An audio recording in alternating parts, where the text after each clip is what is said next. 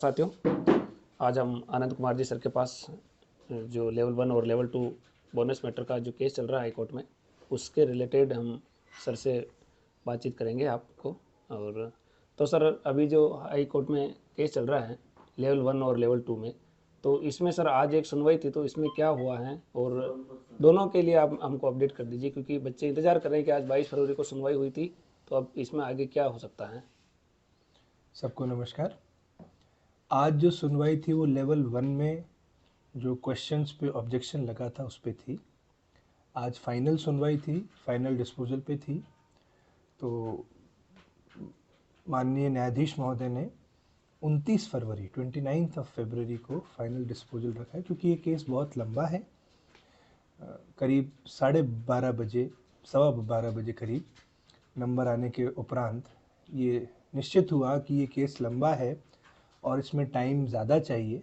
तो वकीलों की अवेलेबिलिटी और जज साहब की सहूलियत को देखते हुए 29 फरवरी को पहला केस ये रखा जाए और पूरे दिन ये केस चलेगा जब तक इसकी बहस कंप्लीट नहीं हो जाती। और अगर उस दिन कंप्लीट नहीं होगी तो अगले दिन कंटिन्यू होगा, यानी कि 1 मार्च को ये केस कंटिन्यू होगा। उम्मीद ये है कि उसी दिन ये केस कंक्लूड हो जाएगा। अगर कंक्लूड नहीं होता है किसी भी रीज़न की वजह से, तो अगले दिन यानी कि 1 मार्च को ये केस कंटिन्यू होगा, पूरे दिन सुना जाएगा। और आज बहस नहीं हुई है कोई फैक्ट्स के ऊपर, आज सिर्फ टाइम के ऊपर बहस हुई थी कि कब रखा जाएगा और कब नहीं रखा जाएगा। तो ये तो है लेवल 1 की बात। अब आपने लेवल 2 की बात पूछी, तो लेवल 2 में कंप्लीटली चीज़ें डिफरेंट हो चुकी हैं। लेवल 2 में जोधपुर बेंच से और जयपुर बेंच से एक फैसला हुआ था जिसमें एक्सपर्ट कमिटी बनाने का निर्देश दिया गया था स्टाफ सिलेक्शन बोर्ड को, और एक्सपर्ट कमेटी का जो ऑर्डर दिया था उस ऑर्डर को देते हुए सारी रिट्स को डिस्पोज कर दिया गया था। अब वो फैसला जोधपुर से हुआ था, तो इसलिए उसमें हम ज़्यादा बहस कर भी नहीं सकते थे। और ये कहा गया था कि जितने भी अभ्यर्थी हैं, जितने भी लेवल 2 के जो हैं कैंडिडेट्स, चाहे वो किसी भी सब्जेक्ट के हों, वो अपना रिप्रेजेंटेशन बोर्ड को सौंपेंगे। हमने हमारे सारे जो याचिकाकर्ता थे, जितने भी हमारे पिटिशनर्स थे, उन सबके रिप्रेजेंटेशन हमने बोर्ड को ऑनलाइन और ऑफलाइन मोड से within the date fix थी ऑर्डर में, हमने बोर्ड में सबमिट कर दी। और बोर्ड को कहा गया कि तुरंत प्रभाव से कंप्लाइंस कराई जाए। मीनवाइल क्या हुआ, जनवरी के महीने में staff selection board Jodhpur bench में एक्सेप्ट इंग्लिश सारे सब्जेक्ट्स में एक्सपर्ट बॉडी का जो सिंगल बेंच का ऑर्डर था उसके खिलाफ डिवीजन बेंच में गई और वहाँ डिवीजन बेंच से स्टे लेके आ गई। और इंग्लिश के लिए जयपुर से भी उन्होंने स्टे ले लिया है। यानी कि जो एसबी में एक हमारे पक्ष में जो फैसला था एक्सपर्ट कमेटी गठन करने का, उस एक्सपर्ट कमेटी का जो ऑर्डर है उस पर आज की डेट में डिवीजन बेंच से स्टे है। उस स्टे के खिलाफ हम सब लोग, हमारे जो याचिकाकर्ता हैं और सारे जो याचिकाकर्ता हैं, क्योंकि एक ऑल टुगेदर नया केस है, ये ऑल टुगेदर नई चीज़ है, तो हम 2 रास्ते से डिवीजन बेंच में जाने की तैयारी कर रहे हैं। पहला है 110 की एप्लीकेशन, जिसमें हम पार्टी बनते हैं उस केस में, और दूसरा हम जयपुर में, हमारे याचिकाकर्ता जो जयपुर में है और कुछ जोधपुर में भी हैं, दोनों की साइड से डीबी में अपील भी करेंगे। तो एक तो अपील होगी और एक 110 की एप्लीकेशन लगेगी।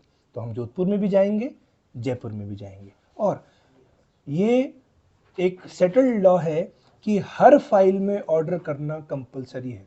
तो हमारी फाइल्स में तो अभी बोर्ड ने स्टे लिया नहीं है, तो उसके लिए हमने कंटेम्प्ट पिटिशनर भी दायर कर दी है कि हमारे केस में अगर आप स्टे नहीं ले रहे हैं तो एसबी का ऑर्डर जिंदा है, एसबी का ऑर्डर स्टैंड करता है, तो आप उसमें एक्सपर्ट बॉडी का क्रिएशन कीजिए। अगर वो स्टे लाते हैं तो हम तुरंत प्रभाव से वहाँ पर रिस्पोंडेंट बन के हमारे याचिकाकर्ताओं का पक्ष रखेंगे। और ये हम मंडे से फुल फ्लेजेड तौर पे हम शुरू कर रहे हैं 110 की एप्लीकेशन जोधपुर में और यहाँ पर रिस्पोंडेंट्स बनने की।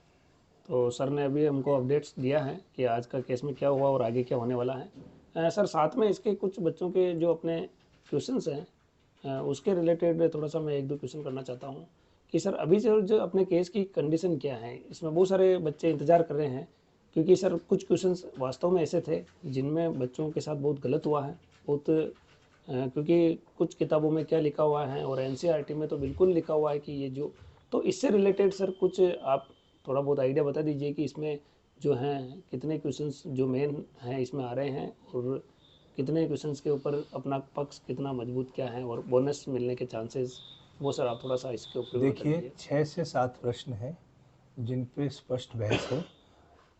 कई लोग ये बोल रहे हैं 22 प्रश्न हैं, 25 प्रश्न हैं, 30 प्रश्न हैं, ये सब गलत है। सबसे महत्वपूर्ण बात जो है, जो बच्चों को स्पष्ट होनी चाहिए, वो है 6 से 7 प्रश्न हैं जिन पे बहस होगी, और मुझे पूरी उम्मीद है कि 6 से 7 प्रश्नों पर ही हमें लाभ ज़रूर मिलेगा, क्योंकि सुप्रीम कोर्ट का ऑर्डर है कि जो न्यायाधीश है, जो जज है, वो किसी सब्जेक्ट का एक्सपर्ट नहीं हो सकता। भाई अगर किसी एक्सपर्ट ने कोई ओपिनियन दे दी तो वो सही है, पर अगर उसमें, बहुत सबसे महत्वपूर्ण बात है, सरकार इसी लाइन को गा रही है बार बार कि एक्सपर्ट ने बोल दिया, एक्सपर्ट ने बोल दिया, नहीं, उसके आगे का एक सेंटेंस भी है कि अगर उस प्रश्न में क्लियर मिस्टेक दिख रही है, जैसे 2+2 5 है, और अगर ये एक्सपर्ट अगर बोल देगा कि 2+2 5 सही है, तो वो नहीं माना जाएगा। अगर स्पष्ट मिस्टेक उसमें है तो वो नहीं माना जाएगा। और दूसरा एक बहुत महत्वपूर्ण पॉइंट है जो शायद बच्चों को अभी ज्ञात नहीं है, वो ये है कि अगर कोई प्रश्न कंफ्यूजिंग है तो वो निश्चित डिलीट होने योग्य होता है। ये एक सेटल्ड प्रिंसिपल है जी लॉ सर। का। तो बिल्कुल 6 से 7 प्रश्न हैं जिनमें हमें बेनिफिट मिलेगा। तो हमने सर से पूछा है तो बिल्कुल जो है अपना केस मजबूत है, और उम्मीद है कि अब कंटिन्यू में जाएगा केस और इसके बाद जल्दी से ये फैसला हो जाएगा। तो और भी जो भी अपडेट्स हैं आप लोग चैनल से जुड़े रहें।